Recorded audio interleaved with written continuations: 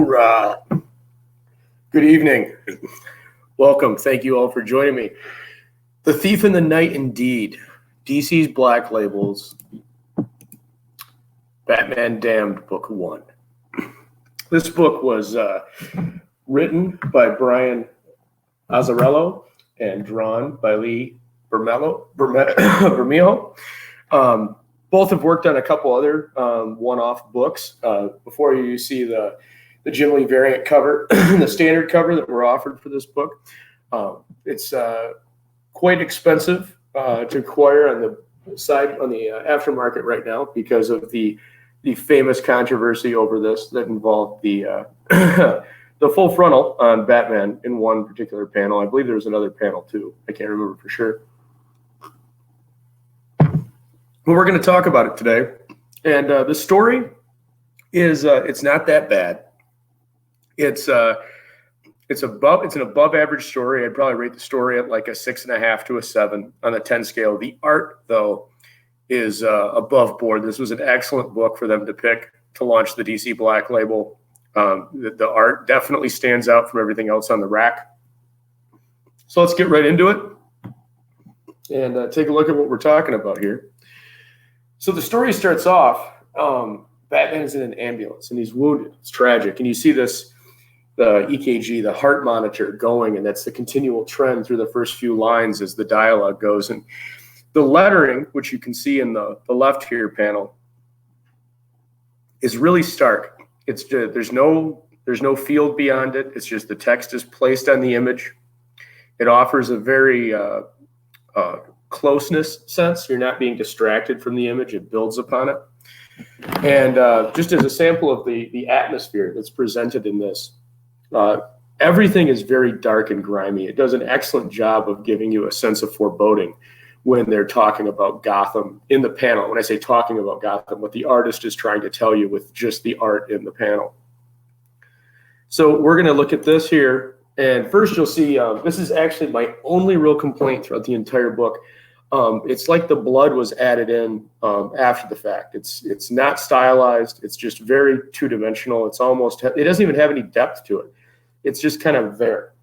It actually takes away from the panel. I found my eye drawn to this. And it's little things like this that just kind of bug me when I'm looking at a beautiful drawn book. Again, 98% of this book is just gorgeous. There's a few minor things that bugged me, but the blood is a big one. And then we've got, you can see this wonderful detail work along his utility belt. The fineness of the line work is excellent. The light sourcing is really good. The shadow is exceptional. And it's something that the artist really did an excellent job of throughout this. He captured that sense of shadow that you really want in a Batman book. In a Superman book, you want a lot of bright colors, a lot of light. In Batman, you want a lot of shadows and how shadows are casted. And if you look at Batman, on his right side, you'll see this great glare along his shoulder and his forearm and his thigh. And that's coming from two places. One, this again is the atmosphere of those vents. You get that the round circle on the square pediment gives you just the depth that you're looking for that griminess with the steam rising out of them. But you get this neon sign here, and it's casting light on both the gentleman that's walking quite a distance away from it and Batman. So again, we're talking a little bit the same as we did when we were talking about Curse of the White Knight with light sourcing. So we see that light sourcing being played out here exceptionally well. It's also done on the panel to your left with regards to the half of Batman where the light source is in the upper left-hand corner and it's projecting down on him as he lays in the hospital gurney on the ambulance.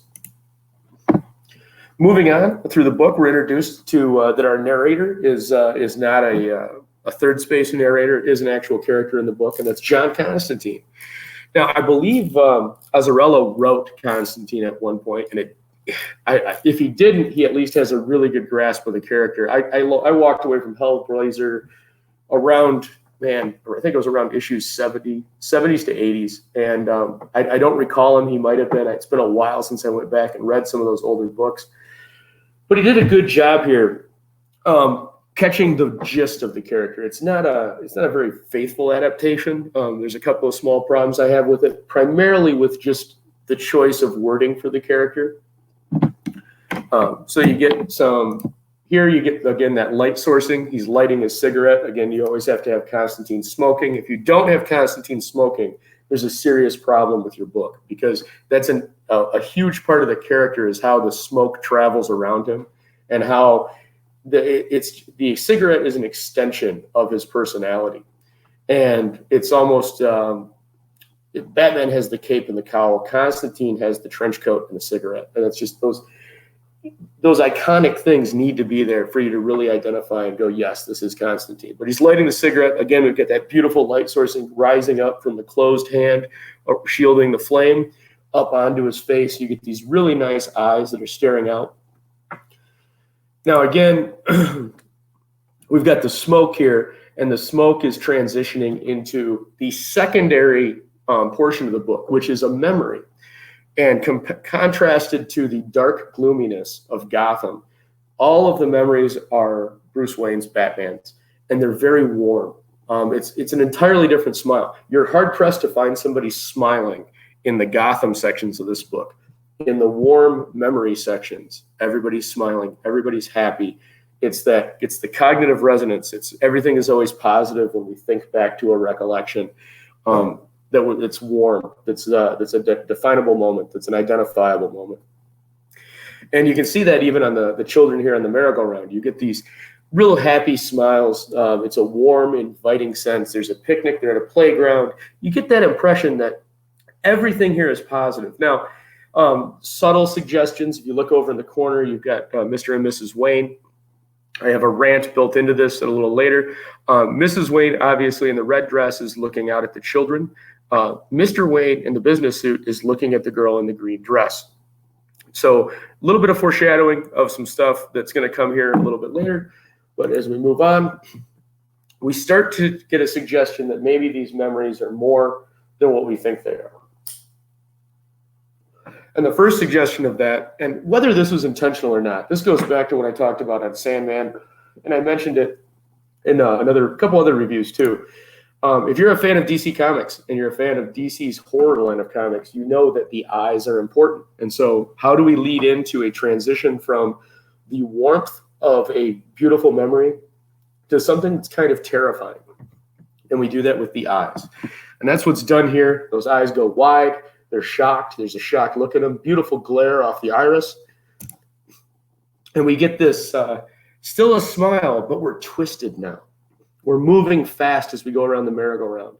And that twisting spatial motion is now formed from a smile to a Cheshire grin, wide grin with the teeth that looks almost demonic. And in the background there you have the Enchantress, which is shrouded in darkness. And we're starting to see a little bit of a hint that warm memory is turning almost gray as you look into the background.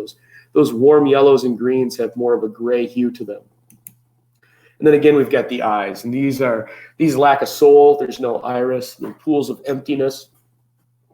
The skin, the flesh on Enchantress is gray in contrast to that warm memory. She doesn't belong here. There's something special about this. And again, going back to the talk about lettering, everything in this panel where you have that darkness, it's black bubbles with white lettering. It stands out from everything else on the page.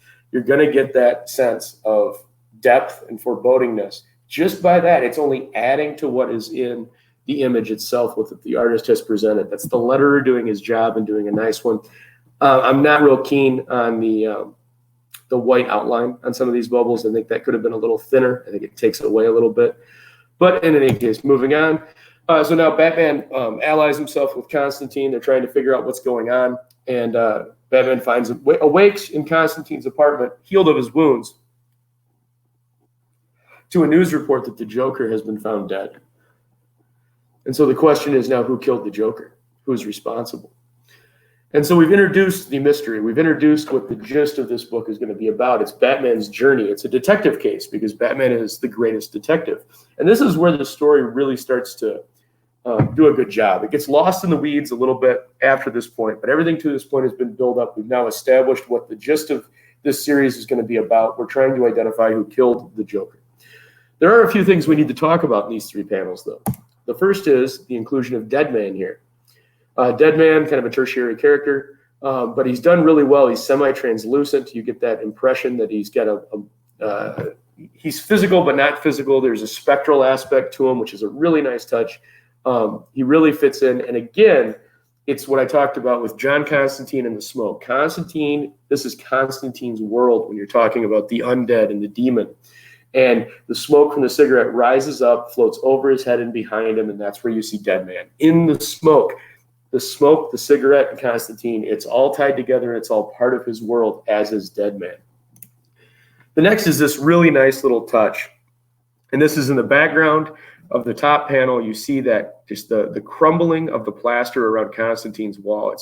It gives you that sense that this world is not well put together. This is a failing world. There are things that are broken within it. And you do not see this when Bruce has his flashbacks to those warm, happy memories of his father and his mother. Speaking of his father and his mother, this is my one complaint with the entire thing. And this story doesn't need this at this point. We have yet to review books 2 and 3, but at this point, this is unneeded. This is classic deconstructionalism. And just what the holy hell? Bruce Wayne's father is the epitome of everything that Bruce looks up to as far as moral and virtue and ethics. He was a philanthropist. He did good things for the city of Gotham. He was trying to make things a better place. He was using his wealth to the benefit the best he could. And you've got this moment where now it's shown that he is cheating on his wife. He's cheating on his wife, and not just cheating on his wife behind his wife's back. He's cheating on his wife with his son present. And again, we hearkened earlier to this when they were in the park. Thomas Wayne was eyeing the girl in the green dress. Here's the girl in the green dress. She's with Thomas on the bridge. He's ignoring his son. And we have, yes, Rambo time. This is why modern comics are not doing well. They're disrupting the consistent pattern of heroes that are built on archetypes that need to be respected. When you don't respect the archetype, you're breaking the character. When you create Batman's morality, his ethics, his entire raison d'être for doing something is because his parents were killed in a crime. They have to be perfectly innocent. If they are not perfectly innocent, then their loss doesn't affect Bruce as much. If Bruce can't look up to Thomas, and as a little boy looks up to his father, that his father is perfect and the greatest hero that he could possibly imagine, then when he becomes Batman, he doesn't have that defining aspect. If he doesn't have that defining aspect, he becomes a broken character. A broken character cannot be a superhero. A broken character is a broken character. And bad writing does these kind of things. When you're trying to interject something, you're trying to add to the mythos. You don't need to add to the mythos. The mythos is already there. Just write a good story. Leave this kind of crap out of it. Okay, moving on. We move to this really nice scene where we've got Jim Gordon lighting a pipe. And again, this is that light sourcing thing. And I'm sorry to be hearkening on this so much in the last 2 videos, but these are just really great examples. As he lights the pipe with the match, the reflection of the candle, of the match, is reflected in his glasses. It's a really nice touch. Again, also, this is not one of those warm, happy memories that Bruce has. So you get this ruddied complexion of Gordon's in brown drab, but you have this really nice white background. That's to suggest that Gordon stands a little bit outside of the rest of Gotham. He's good. He's got a positive aspect. He's somebody of virtue, or at least of a little bit of morality in this sick, twisted world that is Gotham. Now, to show you the level of detail here, we talked a lot about this when we were talking about Batman Curse of the White Knight. If you look at these individual segments of board, the grain is actually painted. The breaking as Batman flies through the wall, you get this great shatter effect, and also just this wonderful, wonderful sound effect that's just beautifully included within the image, and just complements the entire sense of motion and action as Batman flies through this wall, through across the page. We see this this is a great example of Dead Man moving out of the body of one of the people that he possesses as he tries to speak to Batman. Again, you just get that great sense of translucence, of motion. It's very surreal how he's moving through the panel. It's just done very, very nicely. It's something to appreciate. And then we have the end scene as Batman accepts that this is, there's something else going on here. Perhaps Joker is actually dead. Perhaps he is not. Either way, a cross has been desecrated in a church. You've got this great light source from behind the angelic figure of Christ. He's backlit. You've got the ha, ha, ha, ha, ha written all over him. Obvious reference to the illusion of Joker. The face has been painted in white with the red smile. A lot of metaphor being used here. Very, very well done by both the writer and the artist. Batman is in total silhouette, suggesting even further venture into darkness. It's a nice touch. It's a little heavy-handed compared to how they've done everything else, but it is handled very well. So overall, I'd rate the art and the story around a 9 out of 10. This was a really good book. If you can get your hands on it, I highly recommend you buy it. The story, like I said, gets lost in the weeds a little bit. They kind of force some character introductions that maybe could be done in a little bit more deftly sense. Overall, though, the only failing of the book, there's some minor art glitches that just don't seem to fit with it. And the inclusion of the cheating with the Thomas Wayne character is really a massive disappointment. I was really hoping for something that was more story-oriented and not deconstructionalist. And just little things like that, adding in your own little play on morality, really take away from a Batman story and really take away from the essence of what this book probably could have been if they would have framed it a little bit better. As it stands, though, that's all I've got. I appreciate you liking, subscribing, and ringing that bell. Please share the link out. And thank you all so much for joining me. Have a wonderful evening. Thank you.